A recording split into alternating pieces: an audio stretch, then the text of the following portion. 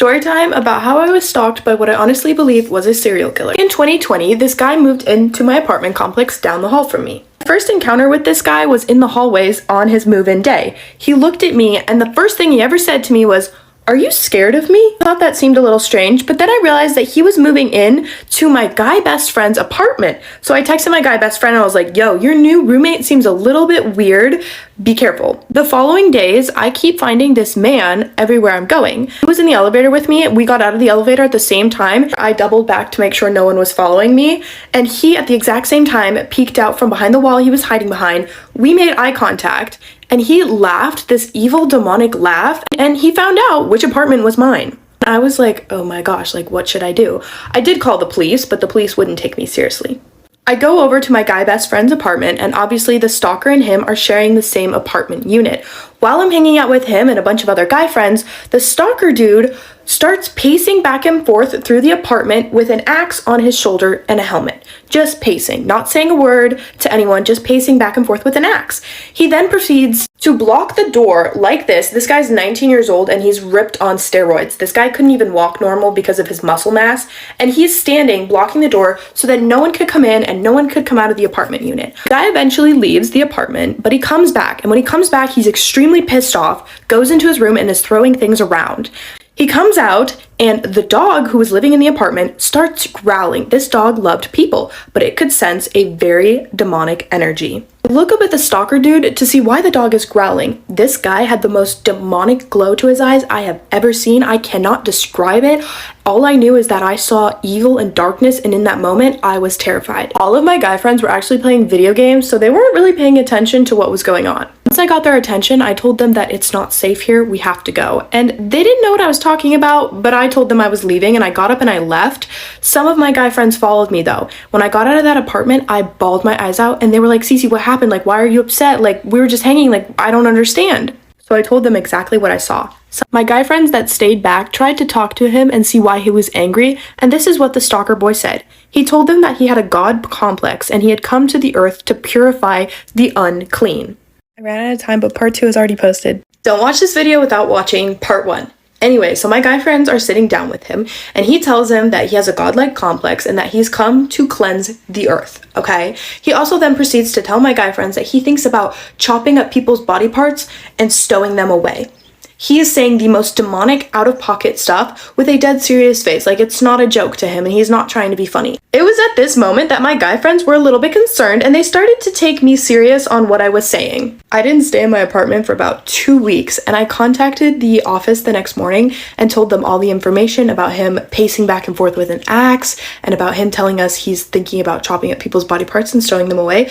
I told that to the office and they were like, "Well, he hasn't done anything yet, so we don't take it seriously." One day while I was over at the apartment complex gathering my clothes to go spend the night somewhere else, he shows up at my door pounding on my door. Luckily, my guy friends were over. I ran into my bedroom and I said, "It's him." And they were like, "How do you know?" And I was like, "I can feel it." And guess what? It was him. And I called the police, and the police told him to stop harassing me and leave him alone. But the police, once again, were not taking me seriously. This was the second time I had contacted them about how I'm being threatened for my safety. And they didn't care. They didn't care. They didn't take it seriously. Even though the apartment complex said they had videos of him walking the halls with his axe, they still wouldn't take me seriously, and neither would the police. Until Stalker Boy stalked 2 girls home from the bar one night, and then he chased them down the halls of the apartment complex with a knife. The police were called, they swarmed the building, eventually caught him, and he went to jail for 24 hours. And then was released and got kicked out of the apartment complex, and I never saw him again. But the only thing he left behind was his axe and his helmet, which is really creepy. But yeah, that's the story. I have never felt so unsafe in a drive-thru until last night. My friend Lauren and I decided last night to go get drinks from Taco Bell. We pull up and the guy answers, he's like, "What can I get for you? Can we just get like a medium Pepsi?" And he goes, "A medium chips and cheese." And we were kind of thrown off guard. We were like, "Oh no, just a medium Pepsi. And then he just kept repeating himself. We were just playing along, you know, being funny. It's late, he needs something to do, it's fine. The joking quickly turned into him growling over the speaker, saying the same exact sentence every time. Then we just continued with our order. Along with that Pepsi, we also need a medium Baja Blast, and then that'll be it. So then he growled that as well. So it was just really uncomfortable. We pull up to the window and he kind of just like forces himself out of the window. This guy is like a larger gentleman. He goes, look, I can fit through the window. Why would you say that? And as we're waiting to give him her card, he kind of just sits there and like stares at us, and we're trying to hand it to him. And as we give him her card, he just evil laughs, like the most like horror movie scream type laugh that you could imagine. So as he's processing her card, he hands us the drinks. He goes, you know, I could just throw these out the window right now. That made me really uncomfortable because out the window would just be straight into the car window and they would hit us literally head on. So after he made the comment about the drinks, we're kind of just sitting there. We get the drinks and we're like, oh, thank you, because we're ready to get out of there. Like, we were uncomfortable. It was weird. And he just continues to like growl and meow and make these weird little movements. We pulled up a significant amount away from the window because we didn't want to be like directly on it, especially because he had just growled at us. So he extends his arm as far as he can into her window with her card, not only grabs her hand, but would not let go of the card without her pulling back a little bit. The whole time we're trying to get her card, his manager is just standing right behind him, kind of looking at him while he's evil laughing at us. It's not like we were being rude or disrespectful or anything. We were just waiting for our drinks. We paid. He was giving major John Wayne Gacy vibes, like the killer clown serial killer. Like, that's all I could think about during this entire interaction. It was a very weird interaction, but he'd be perfect for a haunted house worker. If a website ever asks you these questions, don't do what she did. Once there was a girl named Masha who heard that there's a new service that gives everyone free internet access, so she decided to use it. But this would lead to something horrifying for Masha and her family. After she connected to this internet service, a web page popped up asking her to register some information, but the questions were oddly personal. It asked, what's your usual mode of transportation? With a photo of a bus, a boat, a train, and a plane. Masha took her bike to school every day, so she clicked on the train instead. But the next day, the local news showed that there was a horrific train crash that killed everyone on board. Masha thought that this was a coincidence, but soon she'd realized that she made a deadly mistake. Later, she needed to use the internet again, so she logged back in. This time it asked, what kind of home do you live in? Along with 4 different pictures of different types of homes. She clicked apartment even though her and her family lived in a house. And the next day, the apartment building near her school burned down. The police suspected arson. Then she went back to the internet server one last time, but this time it showed a photo of her mother, father, sister, and herself with the question, who is your favorite family member? This is why you should never go to a sleepover. In 2013, a kid named Olivia was sleeping over at a friend's house. Olivia and her friend Emma were having a good time staying up late and watching movies. After a while, they decided it was time to go to sleep, so they called it a night. Emma fell asleep in her bed. Olivia tried to go to sleep in her sleeping bag on the floor, but she couldn't fall asleep because she kept hearing these strange breathing noises. She thought it was just Emma snoring. So Olivia threw a pillow to try and wake Emma up. Emma woke up confused, and she said, what's wrong? And Olivia said, I can't go to sleep. And as soon as she said that, Olivia looked underneath Emma's bed and saw something terrifying. There was a man under Emma's bed grinning at Olivia. He put his finger over his lips and tried to shush Olivia.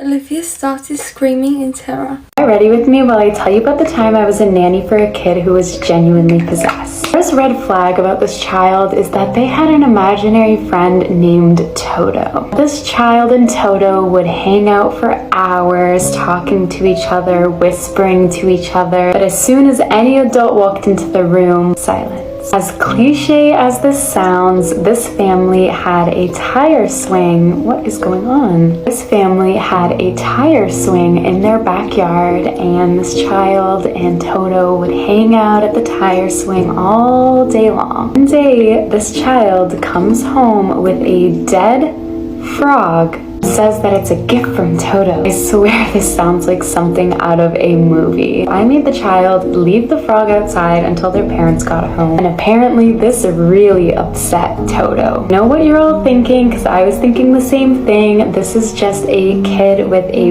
very big imagination. This is where things start to get a little creepy. Parents had warned me that this child had a habit of sleepwalking, and if I ever caught caught them sleepwalking, that it was normal and not to wake the child. On multiple occasions, this child would sleepwalk to the chalkboard and draw weird hieroglyphic, satanic, illuminatic symbols. At this point, I was really freaked out. I brought it up to the parents and they said that it was completely normal. I decided to entertain the idea of Toto's existence just to try and get a little bit more information out of this kid. The first thing I learned about Toto is how she was an orphan. She had no parents, and apparently what happened to her parents is that they died in a house fire. So Toto was in need of friends, which is how she found this child, how she befriended this child. Now, it wasn't only the child who gave really creepy vibes, but it was the entire house. One time,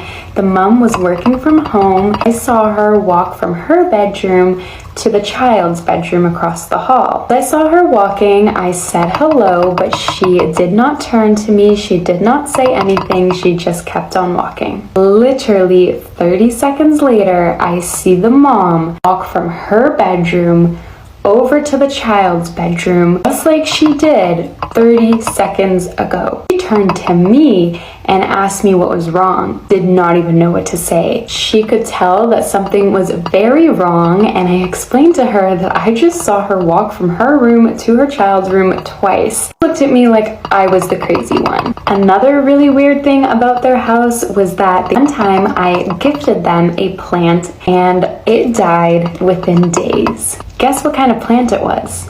A cactus. A plant you don't even need to water. I'm almost out of time, but be sure to like and follow for part 2 because this story gets so creepy. Never play this game with your friends. Once there was a group of girls who heard about the game Baby Blue. They didn't believe in it but thought they could scare their friend Laura. So they sent Laura into a bathroom by herself. She turned off the lights, closed the door, and put her arms out as if to hold a baby. Then started chanting Baby Blue 13 times. What happened next cannot be explained.